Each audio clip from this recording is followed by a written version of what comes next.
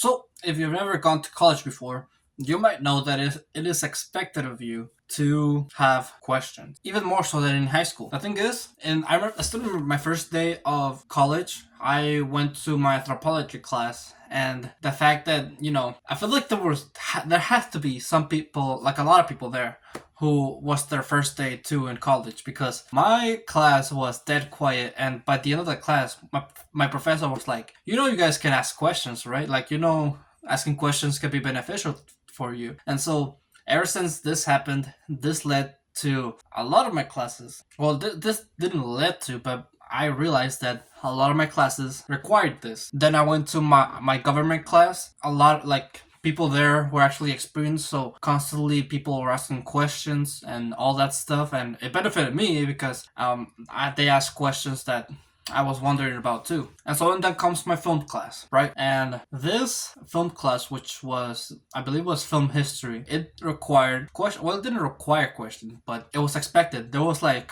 3 microphones, because the classroom for my film class was shaped like a theater, and so it was really far. That teacher was really far away from the students, right? And so there were 3 microphones going around the class. And I still remember, like, whenever somebody wanted to participate, raise their hand about something, had a question, they would, like, the students would, like, take a while, because it's a long class. So it would go from the right side all the way to the left side to pass the microphone. Just like, think of a movie theater. That would take a while for all the students to pass the microphone. It was funny though. But yeah, they asked questions though. It wasn't it wasn't required. I'll get into the classes that were required though, but it was still expected. And the reason why it was expected is because, number one, they were used to it, and number two, it is really beneficial for the students to ask questions, because the teacher, that's what the teacher is for. The teacher is there for to answer the students' questions, not only to teach you and share their knowledge, but also to be questioned. I don't think teachers anymore as just someone who's there to look after you, someone who's there just to talk. I look at teachers now more as coaches, people who keep you accountable. If you ask questions and you participate in class, that teacher is gonna remember you. And if a teacher remembers you and you show, then that is more likely for them to accept reviewing your work, because they know you. People tend to be more comfortable and familiar with people that they know. Like, obviously, if one of my friends asks me, do you want to review my film? Obviously, I'm gonna accept that. But if a stranger approaches me and asks me that, I'm still gonna accept it.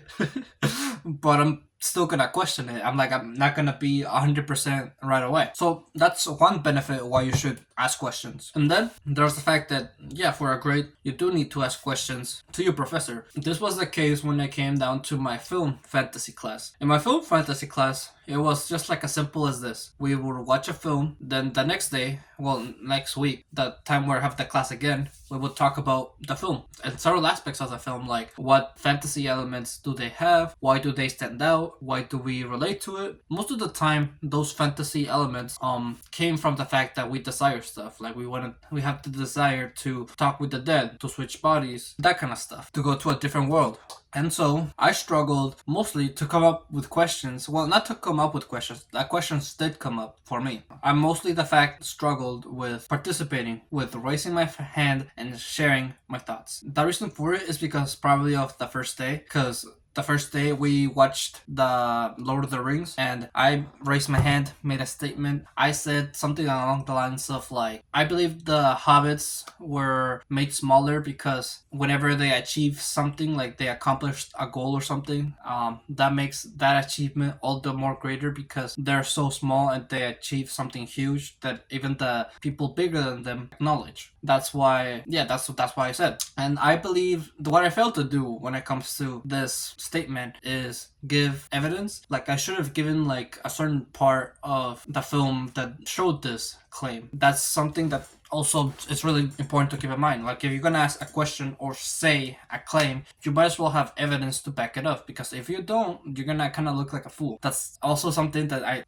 something that just popped up in my mind that I don't like, which a lot of teachers expect. It's not required, but they expect. It's for you to yap. I'm the type of person who gets to the point. I just say what's necessary, and I don't enlarge the comment. I don't say stuff that's not necessary. But teachers, it's kind of funny because I I just say what's necessary, and they're expecting me to say more, but I just said my point, and that's it. I didn't say that more than what's required.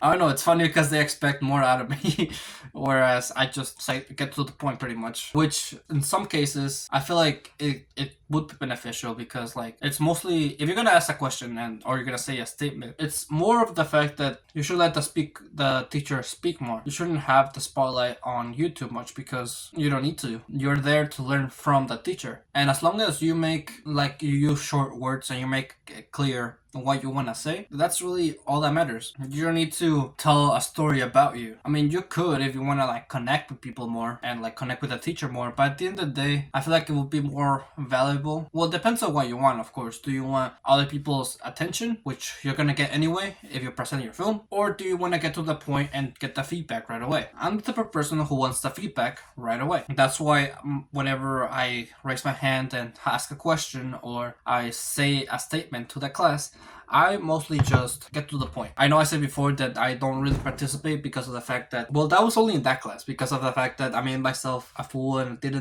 I didn't say what it was required, didn't give evidence. That was only for that class. For some classes, I also just like struggle to come up with questions overall. That's why I sometimes do prepare in advance some questions to ask in class. Again, it's more to your benefit to ask questions, but yeah, if you're like me where like you struggle with come up with questions, I mean, I guess one also reason why I do struggle with come up with questions is the fact that I sometimes drift off and start thinking about other stuff and not paying full attention. I feel like for people who do pay full attention in class, they do tend to have questions just come automatically because they're focused on the topic. This is like something else, like a whole different thing, how to improve staying focused during class. You gonna have to apply a lot of self-improvement habits like cold showers, meditation, have good sleep. That's the sort of stuff that is gonna improve your focus while in class, right? And like when it comes to like I want to get back to generating questions, because I believe like if you clicked on this video, the title of this video is what questions to ask your film professors. That the actual question doesn't really matter. As long as you pay attention during class and like you prepare and study the subject, that question is gonna come automatically. You don't really need to overthink of what questions to ask your film professor. Like it doesn't really matter.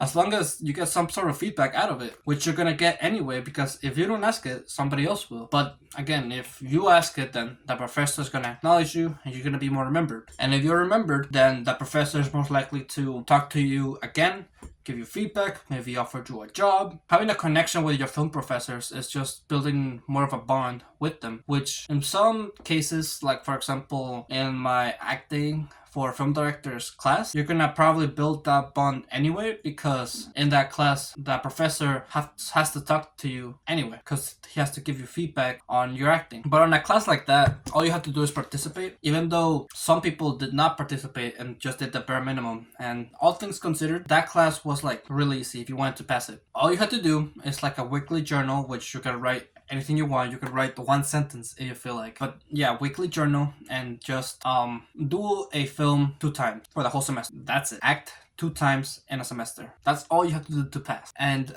some people did that. Some people just acted twice and did the bare minimum, and the professor rarely got to talk to. But I still remember what my professor said in one of the classes where I didn't it was like around week 4 or something like that, and I haven't come up and made a film yet. So my professor looked at me and said, if you want to be remembered, you have to do something. You have to act. You have to get out there and film if you want to stand out, if you want people to see you. And that really opened my mind, because I was like, oh shit, why aren't I acting? Why aren't I getting myself out there? Why do the bare minimum? Why not just go beyond and get more experience and be known by everyone? And I'm so thankful that he said that he told me those words, because if he didn't, I would have stayed there and have not do a film, just be in my own comfort zone. And the fact that I got out of my comfort zone made me meet so many people, actors and directors and cameramen, that I now have contacts and are probably gonna work with me, I hope so,